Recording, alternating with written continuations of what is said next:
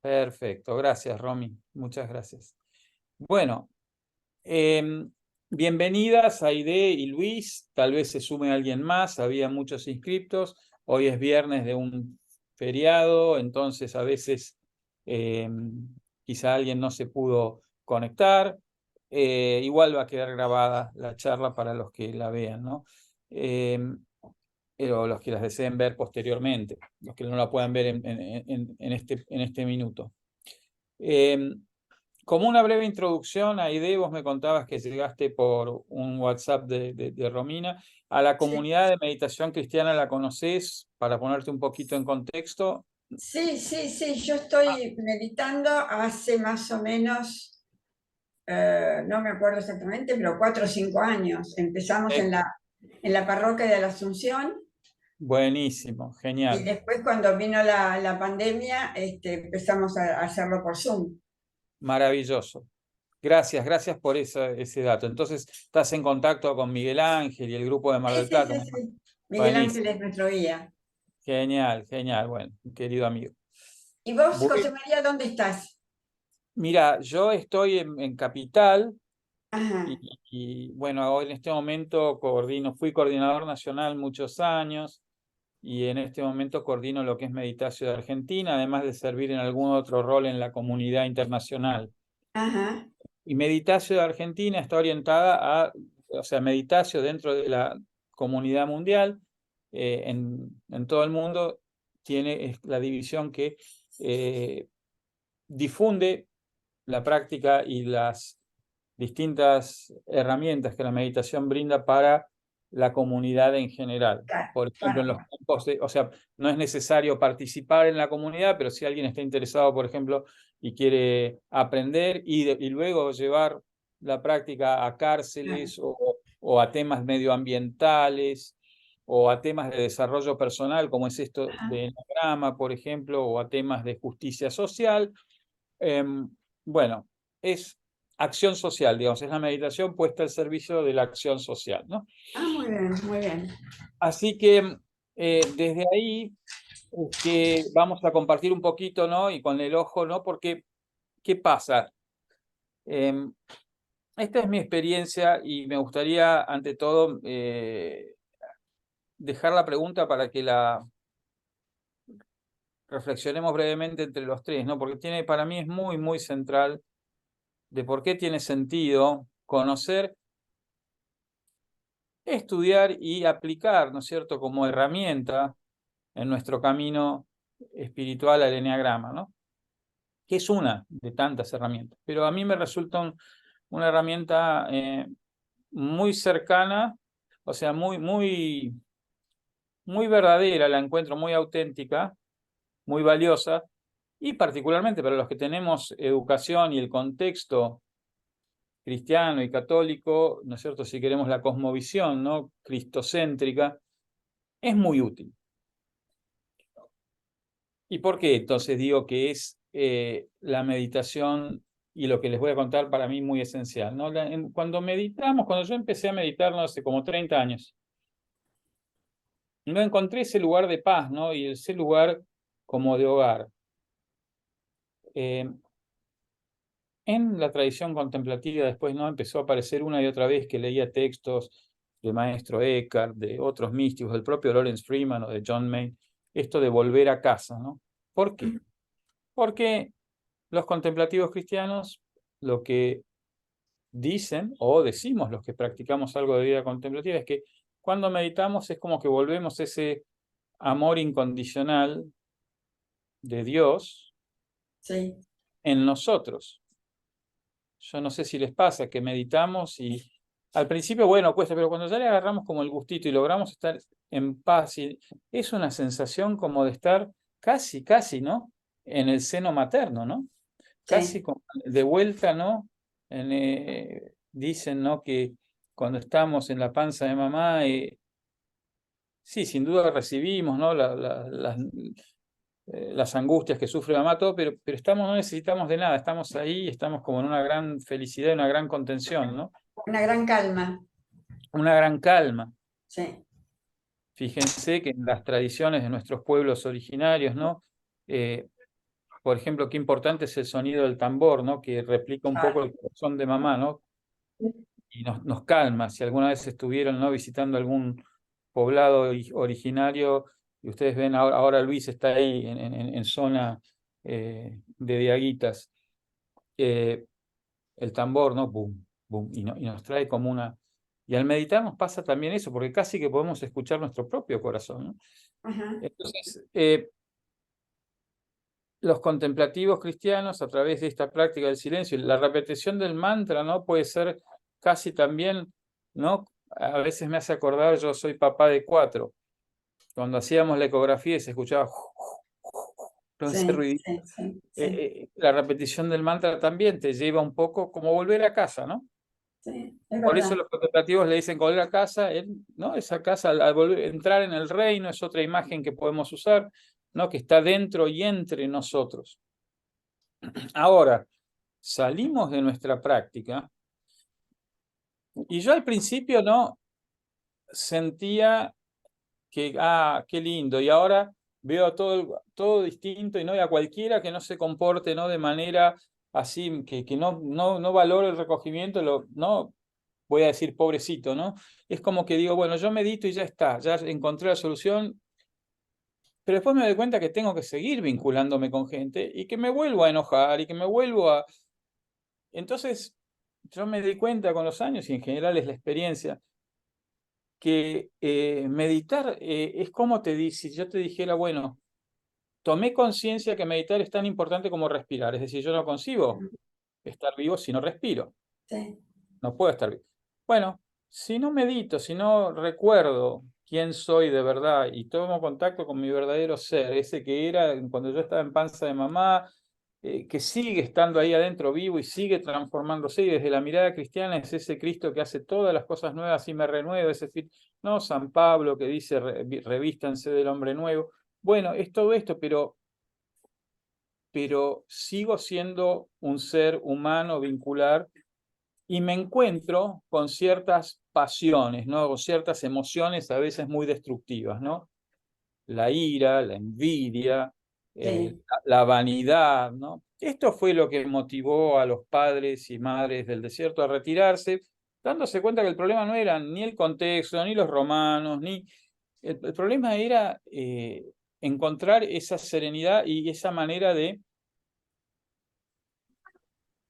neutralizar y lidiar con esos, ellos los llamaban, entre comillas, demonios, que eran estas pasiones, estas que luego devinieron, ¿no? La iglesia los llamó más tarde pecados capitales.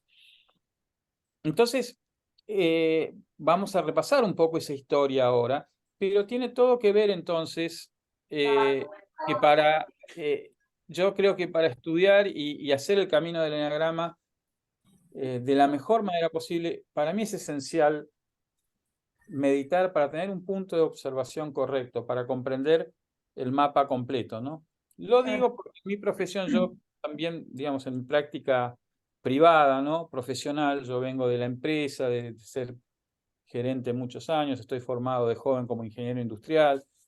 Entonces, allí hoy está muy de moda, y ustedes lo van a ver incluso en las redes sociales, un montón de uso del eneagrama para describir simplemente para mí lo que es la parte superficial, ¿no? La personalidad, y entonces si fulano es así, un poco lo que Luis decía muy bien, ¿no? Es muy útil para el relacionamiento entre nosotros, pero hay un lugar más profundo también. El eneagrama tiene probablemente 4000 años de antigüedad, se cree, Ajá, y, y, y se estudiaba mucho como ontología, ¿no? Como estudio del ser.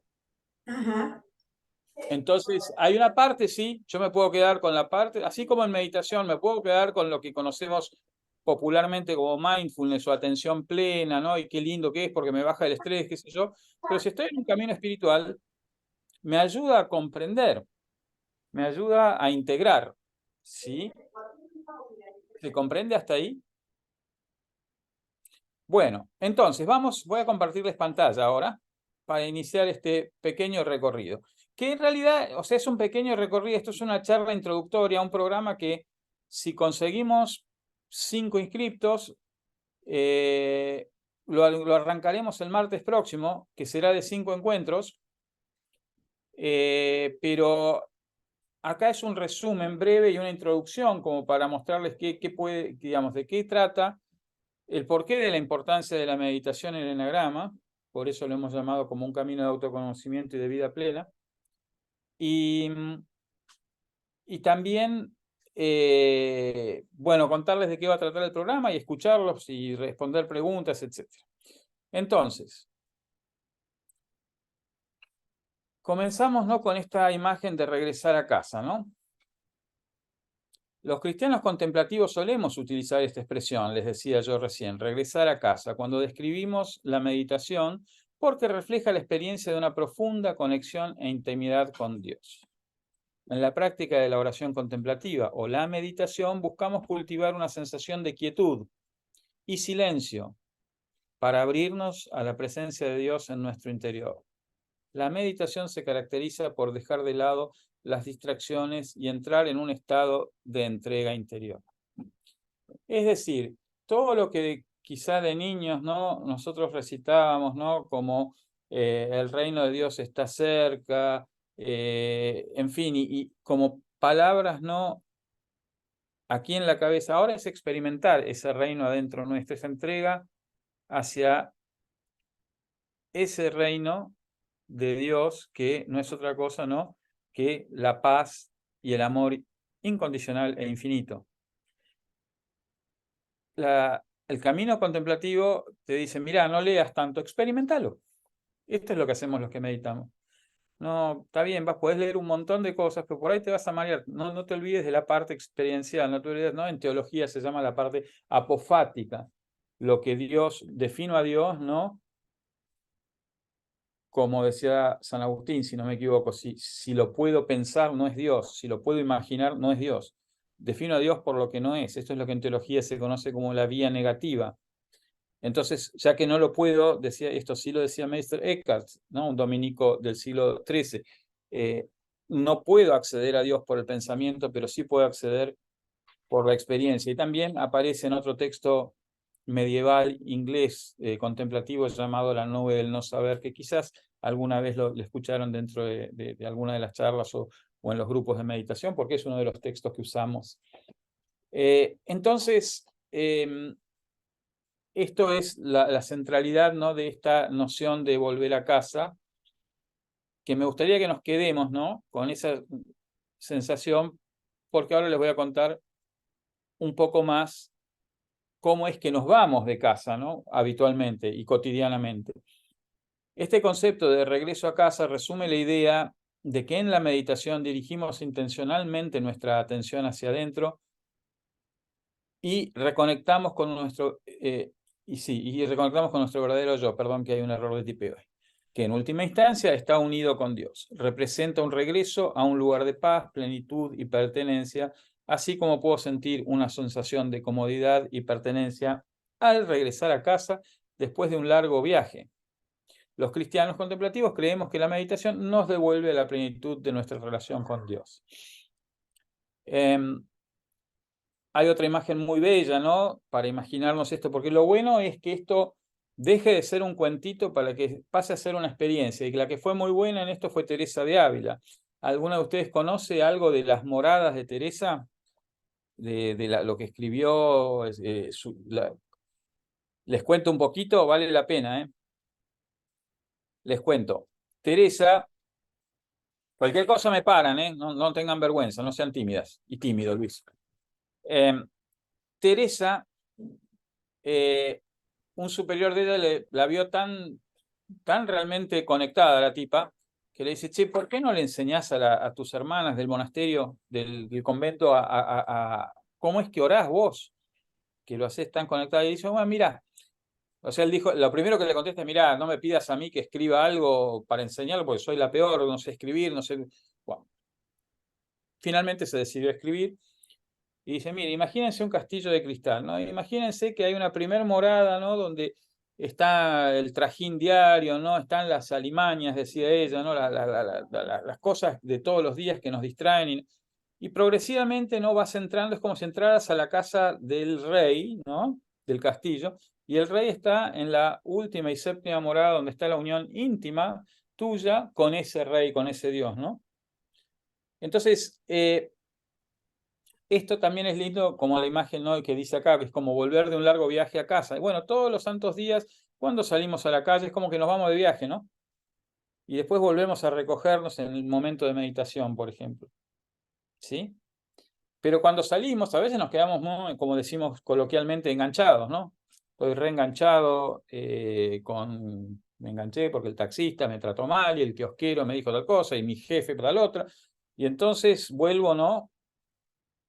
Como que me voy de casa y a veces me olvido de volver a casa y me quedo lejos, ¿no?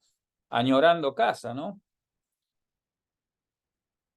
Empieza a cobrar sentido también parábolas como la del hijo pródigo, ¿no?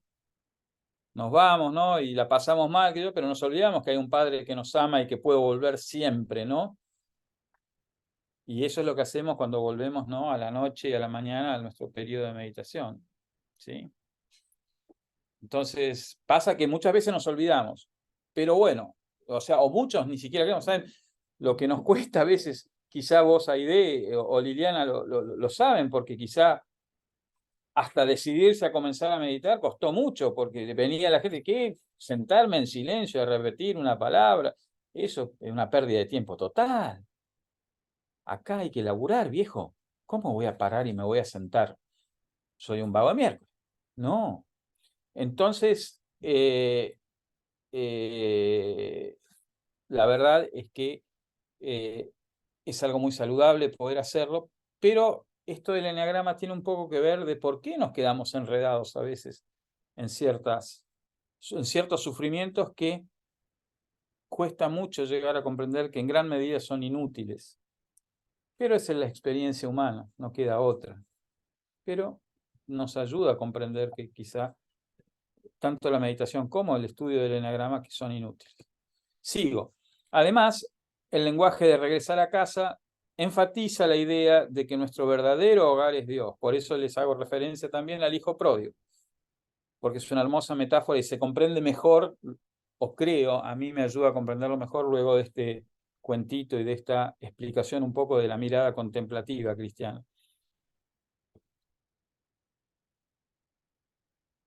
Enfatiza la idea de que nuestro verdadero hogar es Dios y que a través de la meditación podemos experimentar y descansar en esta presencia divina. Transmite una sensación de anhelo y búsqueda de una conexión espiritual más profunda, un deseo de morar en la presencia de Dios y encontrar refugio en su amor. En definitiva, regresar a casa es una expresión que usamos para articular el viaje transformador de conexión con Dios en la práctica contemplativa. Téngame paciencia, ya vamos al eneagrama, ¿sí? Lo que pasa es que para mí es muy importante, sobre todo para nosotros. A veces doy esto en un contexto más laico o en un contexto menos contemplativo, entonces voy más a lo herramental. Pero acá, me parece importante y que tiene su potencia el poder comprender para también darle mucho significado a nuestra práctica meditativa, ¿sí? ¿Vamos bien hasta ahí? ¿Alguna preguntita? Ya le saben, no José sé. María, Sí, Luis. Adelante, Luis, me querido. permití un pequeño 20 segundos de mi cuentito. Dime. Los 20 segundos de mi cuentito es que yo pienso, como bien lo decís vos teóricamente, pienso de que nosotros somos seres espirituales que venimos a un espacio finito de ser humano y luego morimos inexorablemente y volvemos a ser un ser espiritual. Y el estado original del ser espiritual es estar en la presencia contemplativa de silencio, de quietud, en esa presencia de ese Dios universal, único y todo lo demás. Es decir, lo que hago en este espacio de finitud, introducirme en una práctica como para irme anticipando a lo que posteriormente será mi eterna morada.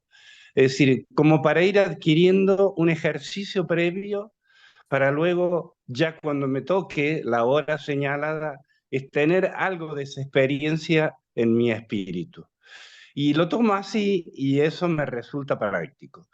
y le encuentro sentido. Y en cuanto al eneagrama, en este espacio de tanta finitud y en una ciencia tan milenaria, 5.000 años dijiste, me da herramientas, por decir de alguna manera, que me permiten a liberar al ego de tantas culpas, de tantas exigencias, porque la tipificación que hace Occidente en esas nuevas características lo que hace es que de acuerdo al toma de conciencia o de inconsciencia, desde que entramos a esta finitud, nos va dando características determinadas que al poderlas descubrir, al poderlas masticar y analizar, me permite liberar al ego de muchas otras represiones y de muchas otras acciones que conspiran con la libertad y la paz.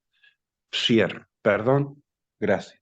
Muy lindo, muy hermoso lo que decís, Luis, y coincido con vos. Pierre Teilhard de Chardin, un teólogo del siglo pasado, decía, ¿no?, que somos seres espirituales haciendo una experiencia humana, que es un poco lo que vos decís, y vamos a volver a casa, a ese espíritu. Mientras tanto somos y estamos en la experiencia humana, y vamos a estar expuestos a ponernos iracundos, a ponernos envidiosos, a ponernos vanidosos, a ponernos ansiosos, miedosos. Y entonces, cuando no sabemos cómo lidiar con eso, muchas veces pasa lo que muy tristemente está pasando en este momento en el Medio Oriente, ¿no? Volcamos toda esa ira y toda esa furia sobre el prójimo. Creo que venimos a esta tierra, como vos bien decís, ¿no?, y el eneagrama nos sirve como un mapa para justamente ir por ese camino estrecho que proponía Jesús, ¿no?, y que en otras tradiciones se llama el camino del medio, ¿no?, y el camino de la compasión, y el camino, en fin, del amor, no como algo romántico, sino como un verdadero camino posible. El no creerlo a eso, ¿no?, el no creer que existe el amor y la compasión, para mí, un modo de entender, es lo que esa necedad la que lleva al hombre a tragedias como las que estamos experimentando en este momento. Es mucho, claro, más difícil trabajar para adentro, ¿no?, como hacían los padres y madres del desierto, sobre esas emociones tóxicas, que largarlo afuera en un, para mí, acto de inconsciencia, y luego desatar situaciones que creo que ningún ser humano puede administrar, y causa muchísimo dolor y rechinar de dientes, y se nos presenta muy parecido a lo que leemos en el Apocalipsis, ¿no? Ahora, el Apocalipsis también tiene una... Sí, Luis.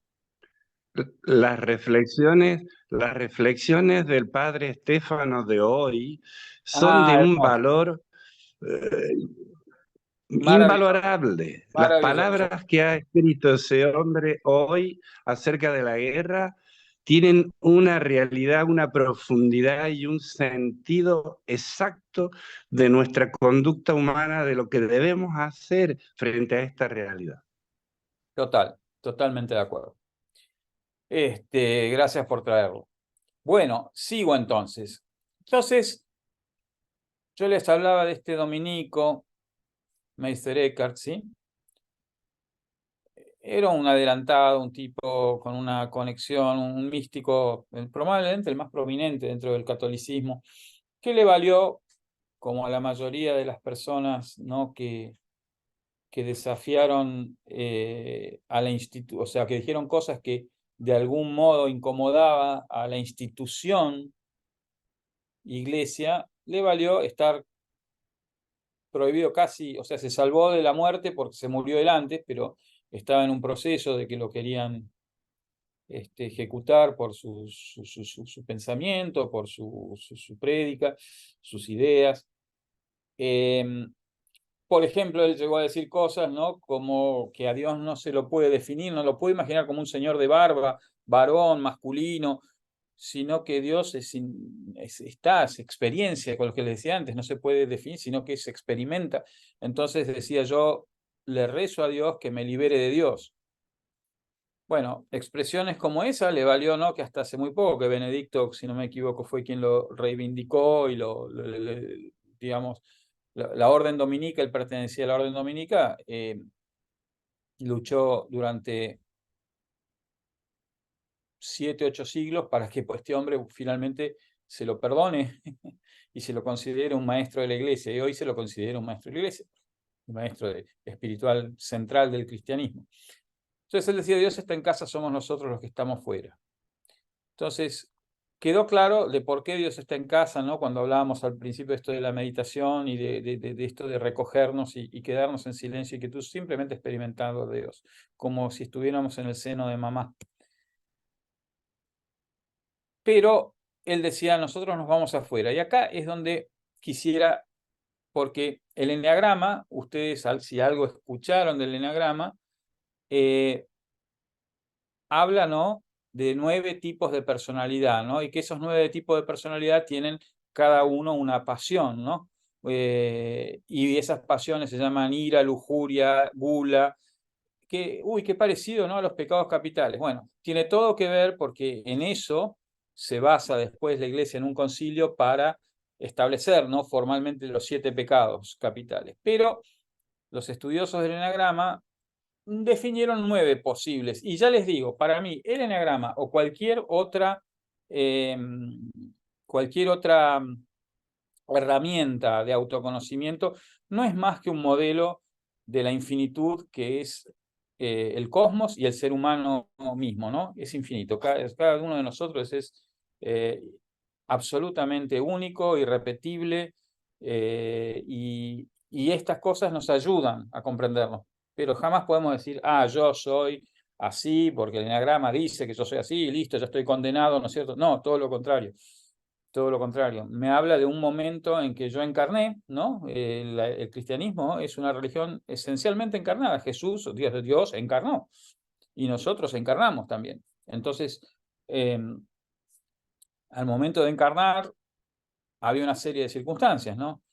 Yo estaba ahí en la panza de mamá, lo más contentito, de repente me sacan a los tirones, de repente me apartan dos extraños de mamá, y cada uno de nosotros puede, según, ¿no?, su vivencia, su registro, las circunstancias, ¿no?, interpretarlo como un abandono o como una traición. Justo la que me tenía que proteger me abandona y me deja en manos de estos desgraciados que me llevan a pesar y a qué sé yo cuántas cosas.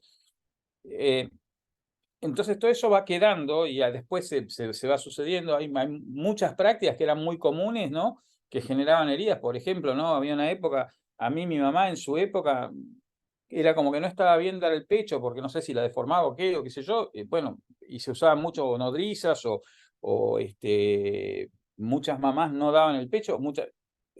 Había una época que decían, no, al chico no, hay que dejarlo libre, sin sábanas, pero claro, es muy brutal salir de estar calentito y apretado y ir a la nursería y que te dejen al descubierto, ¿no? Entonces ahora lo que se hace es casi que se los tapa, ¿no? Y casi que como es la mantita, se le da como una cosa muy contenedora, ¿no? En fin,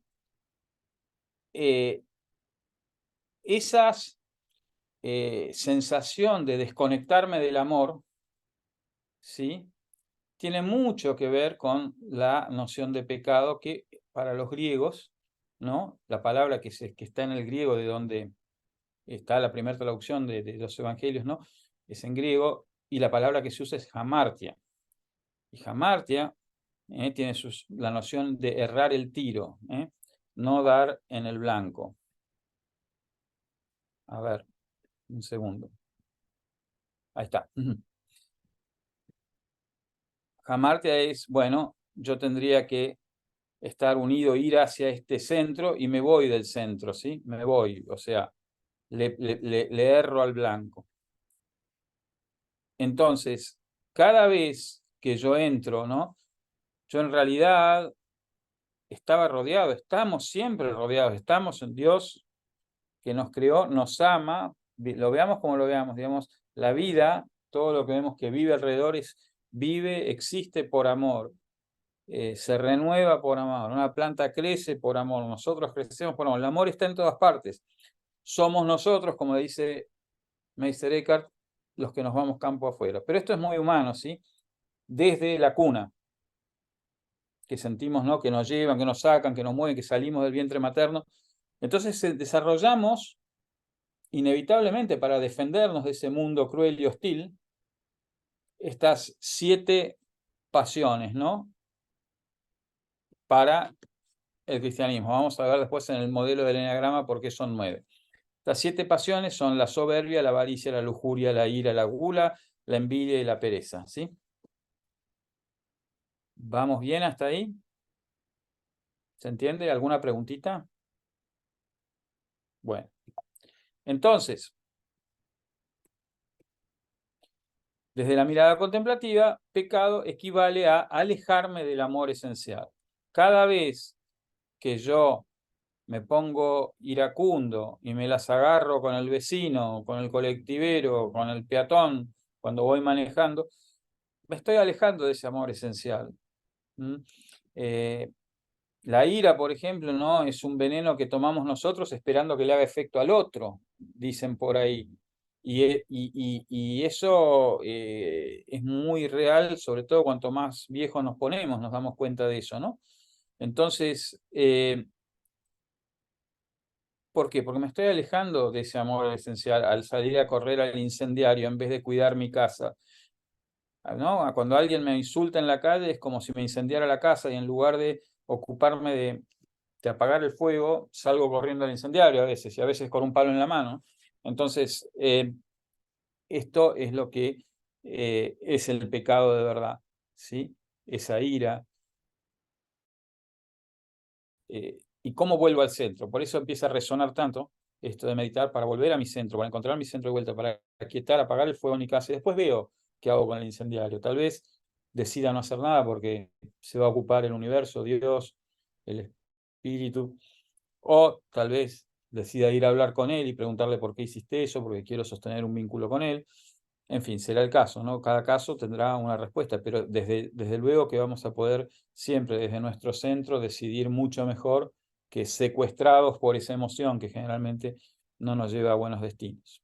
Bien, entonces, ahora sí, al eneagrama un poquito. Bueno, esto en realidad, o sea, yo les quería mostrar este primero, ¿no? El eneagrama tiene este simbolito, seguramente lo han visto por ahí, define, ¿no? 9 tipos de personalidad asociadas a cuál de estas pasiones predomina en nosotros.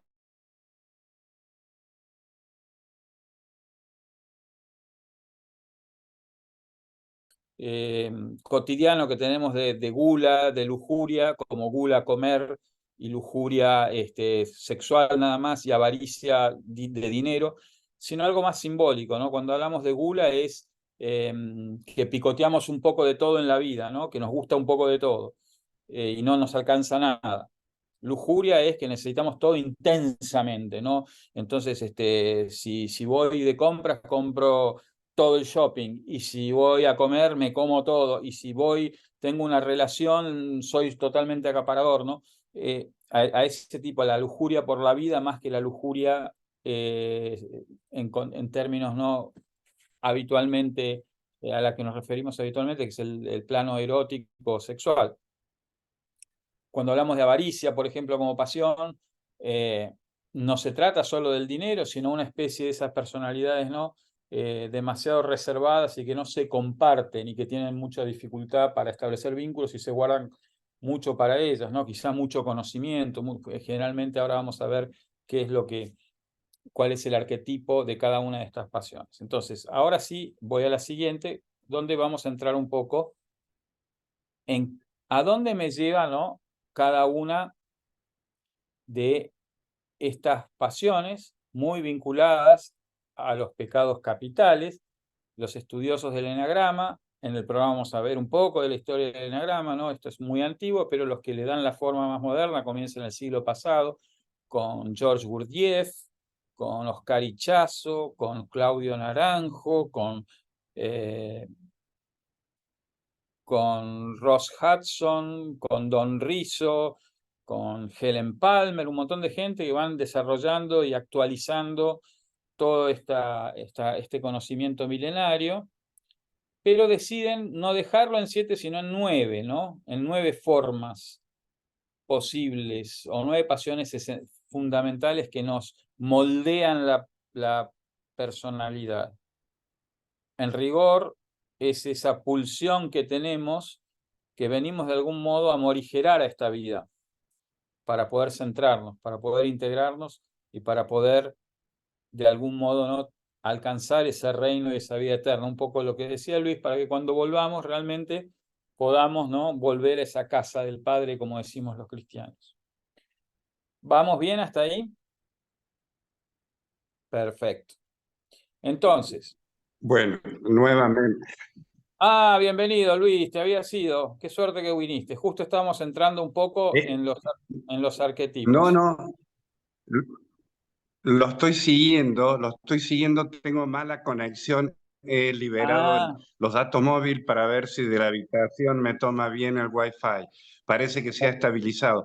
Pero volviendo al punto, si me permite, el subrayado, y te pido mil disculpas, no es mi intención solo que subrayar. Está muy bien, así lo definió un sacerdote que me dio este tema del eneagrama. Es decir, está muy bien que el centro de un tablero, digamos, de un tiro al blanco de un arquero, el centro es Dios, dice ser amor. El amor, ese es el centro. Y luego las distintas circunferencias, desde el centro hacia la periferia, van yendo los distintos pecados, donde serían nuestros apegos, los que has mencionado, los apegos que tienen la finitud, el hecho de haber reencarnado con limitaciones y que Dios así lo permite.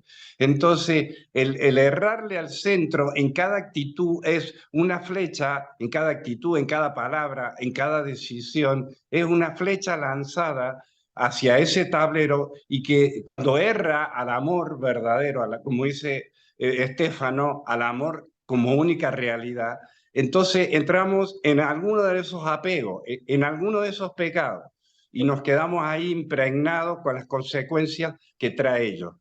Eso es todo. Gracias, Luis. Buenísimo, buenísimo lo que decís. Es tal cual. Y tomando lo que dice Luis, te lo agradezco, Luis. Miren, imagínense el centro de esta rueda, ¿no? Acá en el medio está el amor, que es el que habla. El amor está Dios, el amor incondicional, al que todos tenemos acceso y lo comprobamos en nuestros periodos de meditación, ¿sí? Pues arranca el día, ¿no? Y según ese apego que decía Luis, ese pecado, lo podemos llamar desde la psicología, lo podríamos llamar un sesgo de personalidad, lo podríamos llamar también una pasión, como lo llamaban, ¿no?, los estudiosos del eneagrama, lo podemos llamar un demonio, como lo llamaban los padres del desierto y la madre del desierto. En fin, nos iremos, por ejemplo, si tenemos la personalidad tipo 1, que tiene una génesis, que la vamos a ver, no quiero, ahora no nos va a dar el tiempo, y a veces yo me entusiasmo y quiero explicar todo, y al final nadie entiende nada, porque trato de decir demasiado. Esto está pensado, hay programas de formación en eneagrama que duran años. Acá vamos a hacer un programa para el que quiera hacerlo, de 5 encuentros, siempre vinculándolo desde la mirada contemplativa.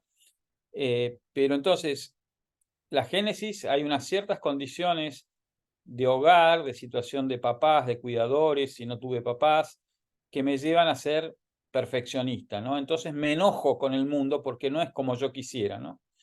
Profesiones que encontramos, porque generalmente, ¿no?, las personalidades van correlacionadas con una profesión, entonces la vamos a encontrar muchas veces en maestros, muchas veces en abogados, legisladores, ¿no? Esta cosa del perfeccionista y un deber ser muy fuerte, y me enojo cuando las cosas no son como yo quisiera. Pero claro, el lado de luz de esta personalidad, ¿no?, dio origen a personajes como, por ejemplo, Martín Lutero, que fue el gran reformador. O sea, este arquetipo se llama, para algunos autores, el perfeccionista o el reformador. Son esenciales para todas las profesiones que traen orden, ¿no?, que traen. Pero claro, ¿contra qué lucha esa persona? Contra esa ira y esa furia de que el mundo no es perfecto, y su tarea en la vida es encontrar la perfección en lo imperfecto, es aceptar que no todo es como él quisiera que sea. Si yo tuve otra crianza, por ejemplo, y aprendí que solo soy amado si soy útil a alguien, voy a desarrollar esto de querer ayudar y salvar a todo el mundo, ¿no? Entonces voy a ser un amoroso. Por un lado, la gente me va a percibir como que siempre estoy ahí para todo el mundo, hasta que llega algún momento que alguno dice, pero qué plomo este tipo, qué soberbio, ¿no? Que se cree Superman, que va a salvar al mundo. Y yo mismo caigo en la frustración, ¿no? De yo me rompo por todos y nadie me da bola, y nadie me retribuye. Qué mala es la gente, y entonces empiezo a carcomerme, ¿no? Entonces, lo que hay detrás de la persona que es súper ayudadora, en realidad, en algún lugar se cree Superman, por eso le asociaron la pasión de la soberbia a los estudiosos del Enneagrama. Y cuando empezamos a ver y a nosotros estudiarnos, empezamos a darle un poquito a la derecha a todo el trabajo que se ha hecho con el Enneagrama.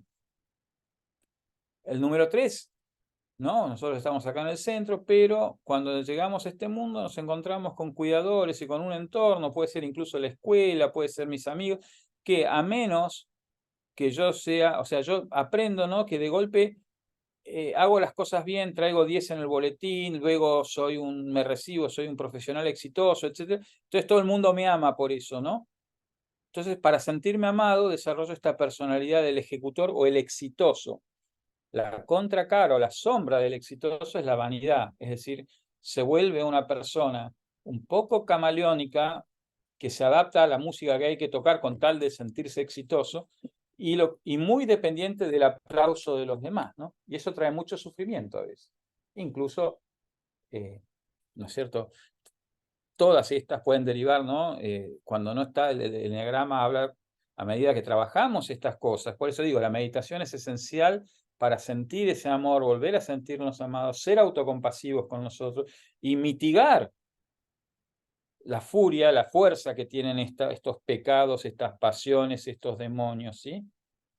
Y volver a un estado de gracia, si quieren, y aprender, ¿no? Bueno, el vanidoso, por ejemplo, va a tener que aprender que no siempre va a haber un circo que lo aplauda y que a veces va a haber que hacer las cosas auténticamente, haya o no aplausos, y que es mejor y que eso es lo que vale. El colaborador va a tener que saber que junto con ayudar a los demás, primero se tiene que ayudar a sí mismo también y amarse a sí mismo.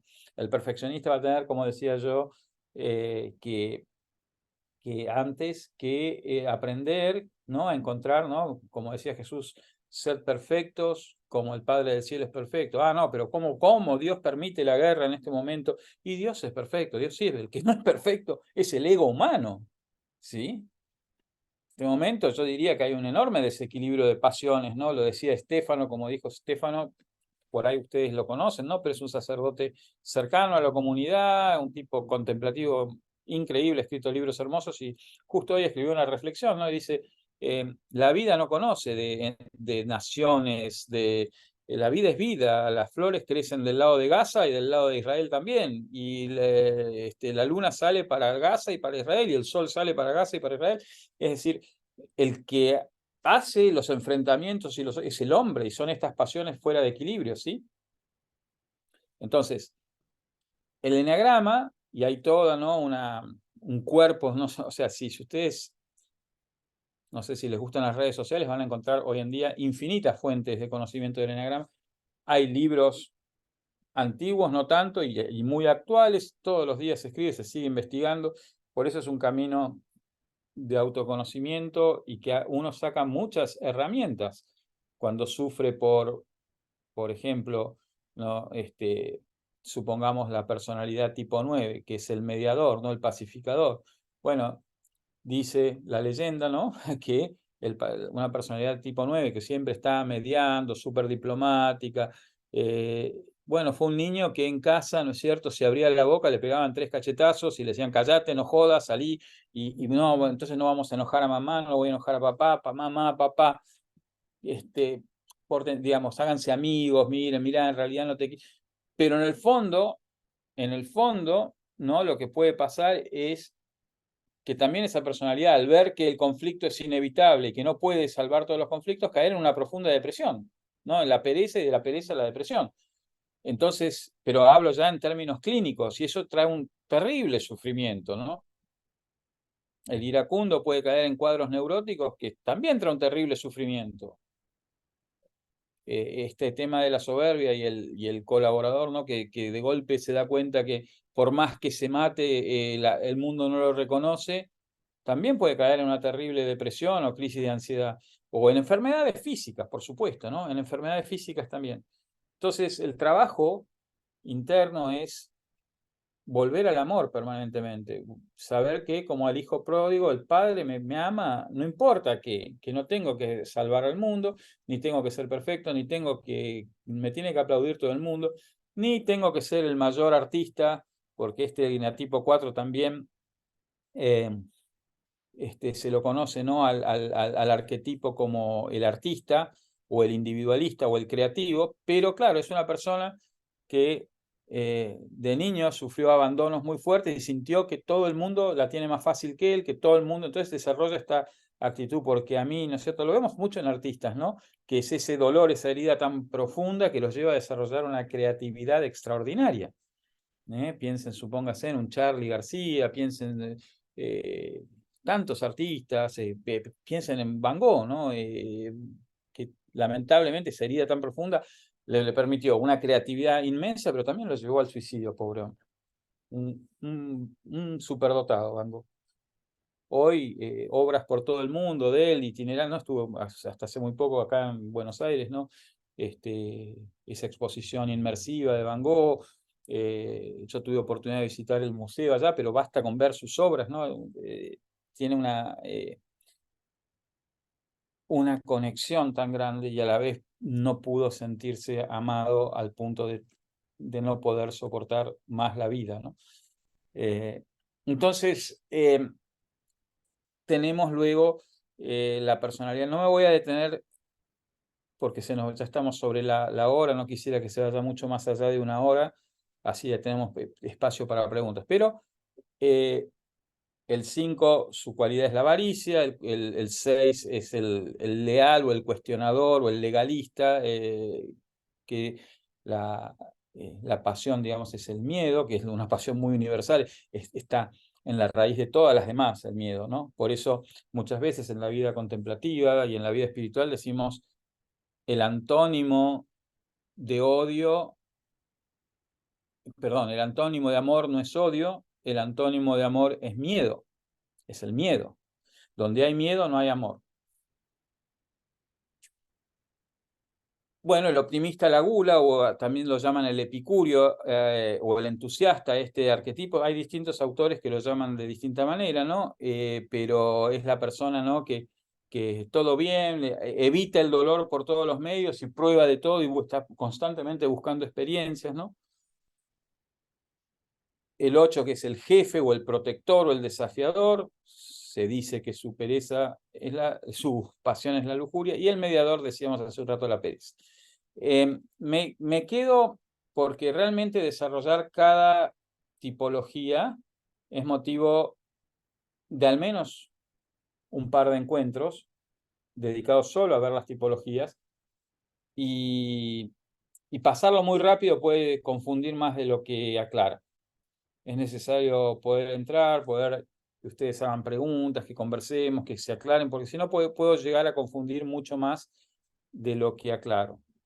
Por eso lo voy a dejar acá, me quedo con esta noción de que aquí en el centro de esta rueda es donde con la meditación, ¿no? Cuanto más entremos en meditación, o sea, cuanto más cerca de ese ideal de 2 veces al día, ¿no? Un periodo de silencio a la mañana y un periodo de silencio a la tarde, más vamos a poder volver, ¿no? a este punto de observación no tan apegado, como decía Luis, ya sea a la ira o a la soberbia, y vamos a poder vernos de verdad.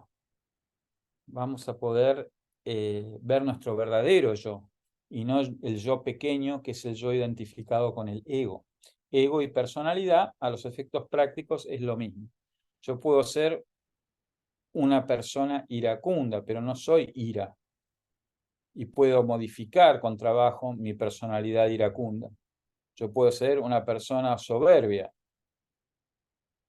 Yo puedo tener una actitud soberbia, digamos, pero yo no soy la soberbia, ¿sí?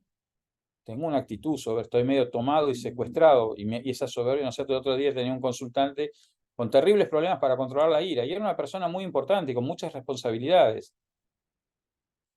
Pero él no es la ira, él está apegado a la ira como manera de reaccionar ante la vida y de actuar. Pero él no es ira, Él es amor, esencialmente. Tal vez está un poco alejado. Entonces, ¿cómo sigue la cuestión? Les cuento ya para cerrar. Si logramos juntar 5 inscriptos, para el martes que viene vamos a empezar un programa. ¿Y por qué digo 5? Porque hay dinámicas previstas, ¿no? Esto que decía Luis de la interacción. Y esas dinámicas, y con menos de 5 es muy difícil hacerlo, porque está bueno cuando hay varios tipos de personalidad presentes. Cada uno de nosotros vamos a hacer una hay tests proyectivos muy buenos que me permiten tener una arrimada de bochín. Nunca es la verdad absoluta, pero es una excelente arrimada de bochín a mi tipo de personalidad, y desde ahí empezar a indagarnos y en la conversación darnos cuenta y ayudarnos los unos a los otros. Pero bueno, ¿qué vamos a ver en ese programa de 5 encuentros?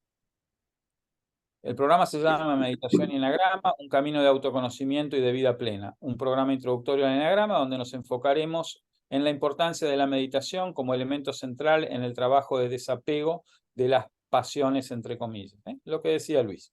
Experimentación del ser y desarrollo de la personalidad. El programa sigue la estructura de 5 encuentros de 90 minutos cada uno. En el primer encuentro vamos a hacer una introducción al eneagrama y la meditación, una breve presentación del eneagrama y su historia, destacando su relación con la meditación. Un poco lo hemos hecho hoy, pero vamos a profundizar un poquito más. Explicación de los 9 tipos de personalidad del eneagrama y sus pasiones asociadas, es decir, nos vamos a detener mucho más en cada uno de los eneatipos, su génesis, ¿no? Su herida de la infancia, su pasión, su fijación, que es otro concepto, ¿no? Su camino de crecimiento y desarrollo, las interacciones, cómo son, el camino de integración, en fin, sin llegar a ser, porque esto se estudia toda la vida, ¿no? Siempre se puede haber distintos niveles de formación, pero a un bastante nivel, bastante les diría, como un nivel básico medio, se van a llevar de los que participen en este programa, ¿no? Una introducción a la práctica de la meditación. Bueno, ustedes ya la conocen, pero vamos a reflexionar un poco en el contexto del eneagrama y de esto de las pasiones. Una exploración de cómo la meditación puede ayudar en el reconocimiento y desapego de las pasiones. Yo me detendría en esto, ¿no? Porque tal vez no hablamos mucho en nuestros grupos, no meditamos, a veces usamos, y es buenísimo, ¿no? Textos y reflexionamos textos, pero cuando meditamos por mucho tiempo empezamos a ver, ¿no? Cuando viene una ira y a preguntarnos por qué estoy iracundo hoy, ¿no? O por qué estoy envidioso hoy, o por qué estoy... Y entonces puedo empezar a ver y quizás decir, esto es como que siento que repito, a mí, les cuento cosas que me pasan a mí. Esto es tal cual cuando mi mamá me agarró una percha y me fajó porque dije tal cosa y se me repite la misma experiencia, se me repite, entonces será que, y bueno, uno puede empezar un trabajo de sanación, de perdonar a su mamá, de perdonar a su papá, de perdonar a su jefe, y de liberarse de esa ira, por ejemplo, o de esa envidia, o de esa rabieta, sea cual sea, ¿no? De esa pasión, que terminan siendo, ¿no? Muy destructivas. En el encuentro 2 vamos a hacer una revisión detallada de cada uno de los 9 tipos de personalidad del eneagrama, enfatizando las pasiones y las tendencias asociadas, explorar cómo la meditación puede ayudar a observar y liberar los patrones de comportamiento basados en las pasiones y hacer prácticas de meditación específicas para cada tipo de personalidad. Hay un autor que yo me gusta mucho, uno de los grandes referentes, se llama Ross Hudson, que tiene una formación cristiana muy profunda también. Les cuento, hay otro sacerdote franciscano buenísimo que se llama Richard Rohr, que es un gran maestro de eneagrama a nivel mundial, que algunas cosas de él vamos a ver en el programa, pero diseñó meditaciones específicas, ¿no? O sea, meditación haciendo foco específico en cada una de estas pasiones, o sea, bastante apropiadas para cada una de las pasiones. Son de silencio, pero quizá poniendo la atención en ciertas partes, ¿no es cierto? Algo que tiene el eneagrama, se los adelanto, es que clasifica, ¿no? Dentro de esas 9 personalidades hay 3 tríadas.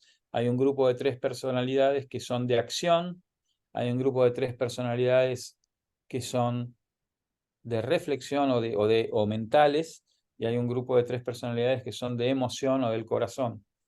Entonces, según el tipo de mi personalidad, puedo concentrar al momento de meditar, ¿no? Ya sea en el corazón más, o en la mente, o en más la zona abdominal, que tiene que ver más con la tripa y con la acción, ¿no? Está muy bien hecho, vale la pena. Y en el encuentro tercero vamos a profundizar el concepto de desapego y su relación con la meditación y el enagrama, explorar cómo la meditación puede ayudar en el proceso de soltar las identificaciones y roles limitantes, permitiendo una mayor experimentación del ser auténtico. Vamos a hacer prácticas de meditación guiadas para el desapego y conexión con el ser interior. En el encuentro 4 vamos a discutir cómo integrar la meditación y el enagrama en la vida cotidiana para un mayor autoconocimiento y crecimiento personal. Yo digo la verdad, es útil porque en este camino de ya 25 años más o menos en la meditación, ¿no? He visto mucho y he visto como muchas veces esto que les decía, empezamos a meditar y decimos, ya está, no tengo que hacer más esfuerzo. Y en algún lugar yo estuve, pero también vi a muchos, ustedes saben, hace muchos años que coordino y enseño, coordino grupos y enseño, como muchos de ustedes coordinan grupos y enseñan. Quizá existe tal cosa como el ego espiritual. Entonces aparece gente, ¿no? Que o tolera todo porque dice, yo medito, entonces soy una persona de paz y después sufre porque se sintió pisoteada, o el otro que se siente dueño de la verdad y atropella a todo el mundo. Entonces, ¿qué pasó? Sí, medito, pero no me desapegué, no logré el desapego y un punto de observación donde pueda ser compasivo con el soberbio, ser también colocar límites para protegerme yo, no para matar al otro, sino para protegerme yo del abuso de otro. Y esto es muy, muy central, por eso creo que, sobre todo para los cristianos, el enagrama es una herramienta, hay muchísimas por ahí dando vuelta, ¿no? Pero esta tiene mucho que ver con todo lo que venimos trabajando desde que nacimos, desde el catecismo, digamos.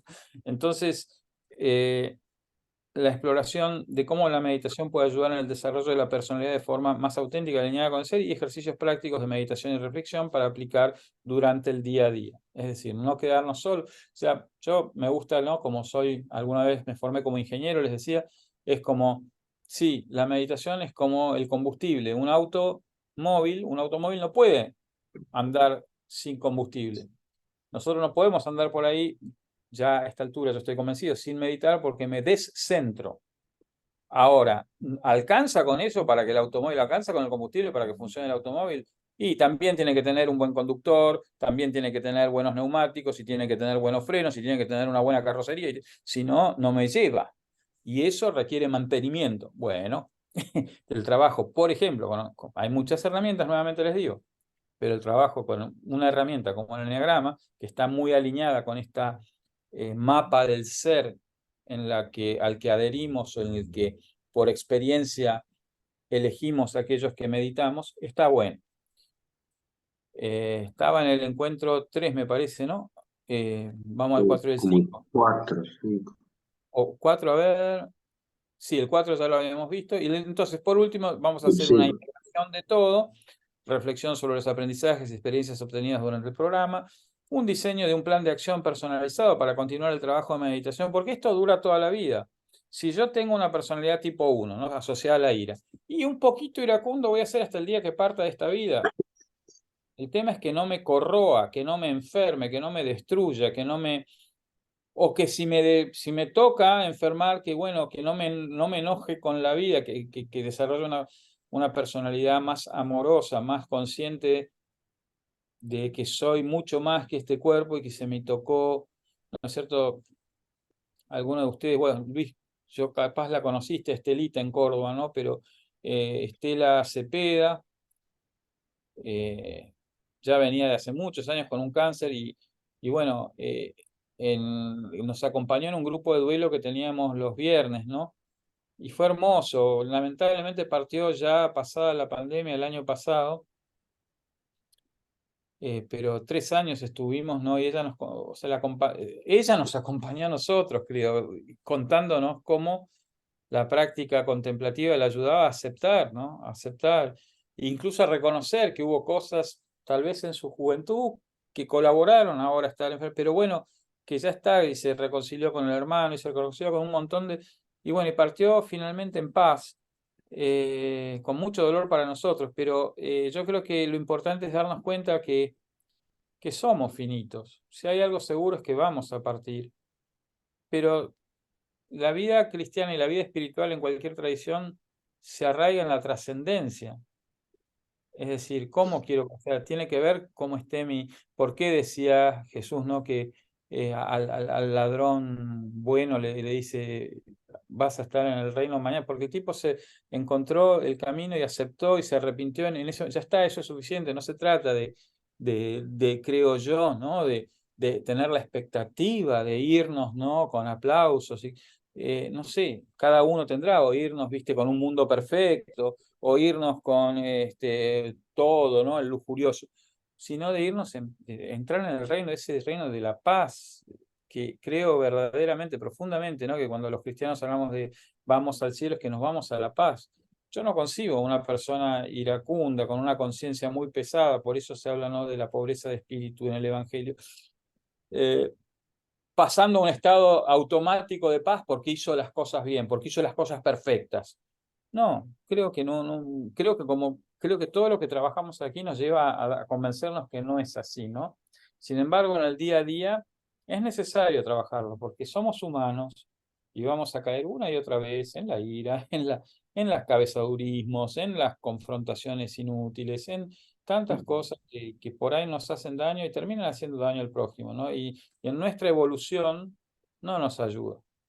Entonces, hasta ahí llego aquí. Les agradezco muchísimo la atención y quedo abierto ahora a preguntas, comentarios, reflexiones, si quieren saber acerca del programa.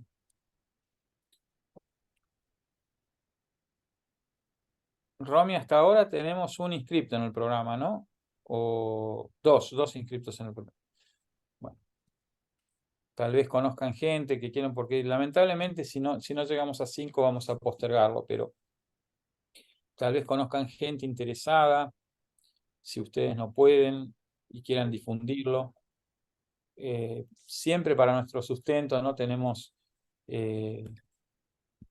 que incurrir para difundir, para mantenernos todo esto que hacemos desde la cuenta Zoom, las redes sociales, el trabajo de inscripción, de gestión, los docentes, porque ustedes saben, en Meditatio hemos ido construyendo un lindo cuerpo docente que incluye sacerdotes, filósofos, antropólogos, psicólogos, expertos de distinto tipo. Bueno, pedimos algo para el recupero y el sustento, pero eso nunca es o sea, en este momento por este programa de 5 encuentros, que 90 minutos cada uno, obviamente con interconsultas y todo lo que haga falta en el medio, pedimos una colaboración de 8.000 pesos, pero si alguien no puede, siempre, nunca va a ser un obstáculo, ¿sí? Lo importante por ahí es, por ahora, nos cuesta seguir porque no, es decir, desde el sustento, son tiempos,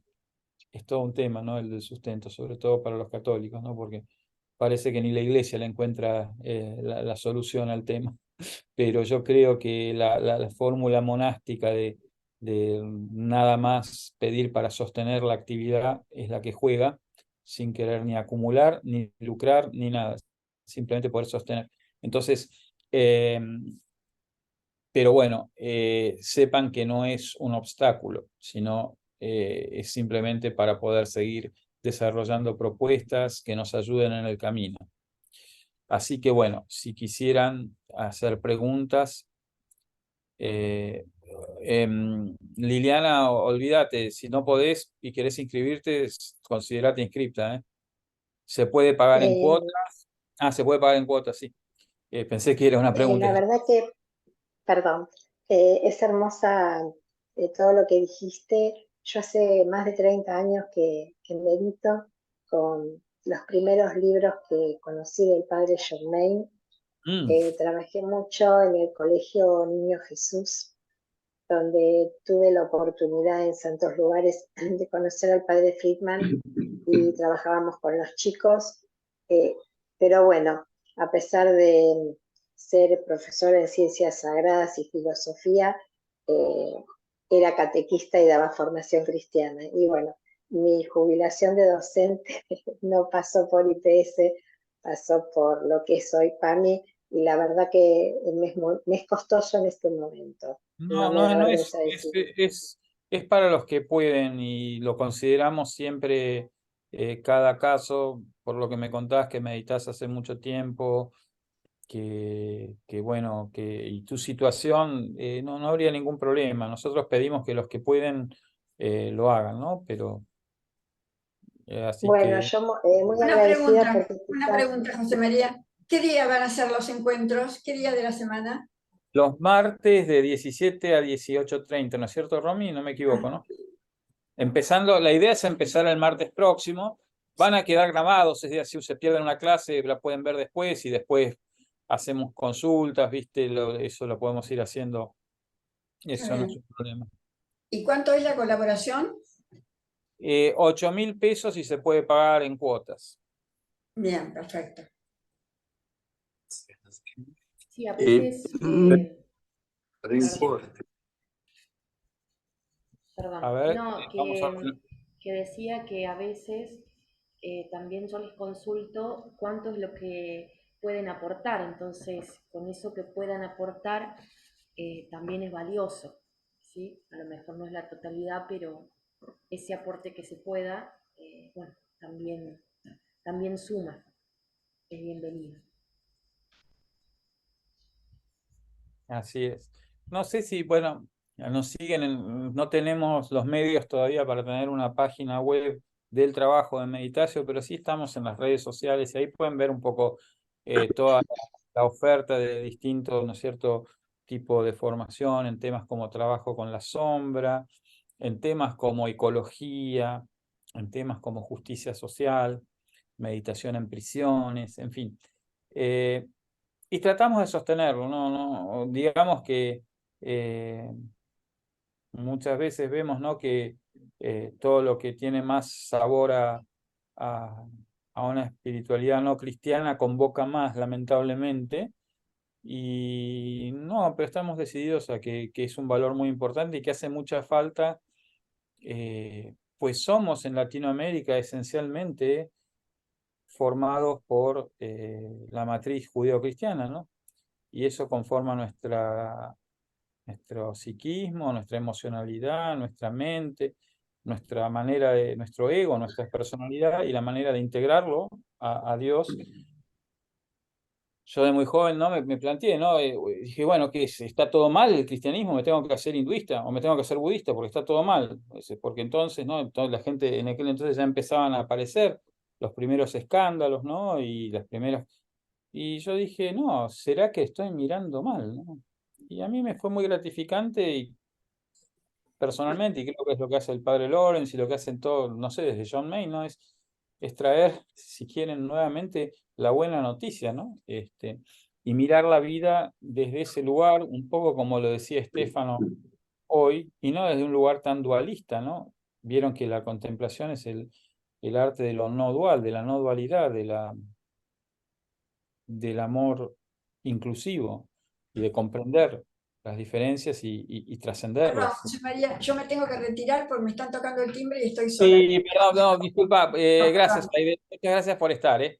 Sí, ya es No, hora de que vayamos cerrando, pero bueno, les quería contar porque si no nos siguen en Instagram, por ejemplo, en Facebook, pueden ver un poco de todo el trabajo de Meditatio para que también comprender de que eh, hay que sostener la prestación, ¿no? Necesitamos una contraprestación, pues si no, no podemos sostenerlo. Y queremos seguir sosteniéndolo. Ya llevamos 3 años, pero siempre, digamos, no vamos a dejar de hacer algo porque alguien no pueda pagar. ¿Mm? Al contrario, o sea, realmente te lo digo, Liliana, no sientas que está perfecto. ¿Mm? Perfecto. Bueno, cualquier cosa ahí nos dice Romy, nos contacta personalmente. Bueno, yo Sam, simplemente quiero agradecerles mucho el haber estado hoy y seguimos en contacto, ¿sí? Ojalá lleguemos a los 5 para el martes y si no, lo haremos más adelante. Bueno, muchas gracias. Un gran abrazo. Chau, chau. Gracias, chao. Hasta luego. Chao.